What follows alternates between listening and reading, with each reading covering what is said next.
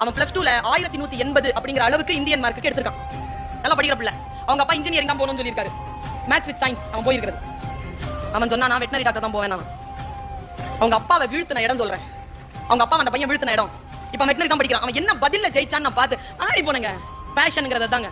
இதை நான் வந்து இங்க பேசுறேன்ல, அதுக்கு பேர் தான் பேஷன். பாருங்க, அவன் சொல்லியிருக்கான் நீ இன்ஜினியரிங் தான் போகணும்னு சொன்னது. அந்த பையன் சொன்ன பதில் பாருங்க, அப்பா வெட்டனரிக்கு படிக்கிறேன்ப்பா, இன்ஜினியரிங் தாண்டா படிக்கணும். சரிப்பா, ஆனா ஒரே ஒரு கண்டிஷன், என்ன இன்ஜினியரிங் படிச்சுட்டு வெட்டனரி படிப்பேன், ஓகேவா? நான் சாமி நீ வந்து வெட்டனரியே படி அப்படின்ட்டாரு அவங்க அப்பா.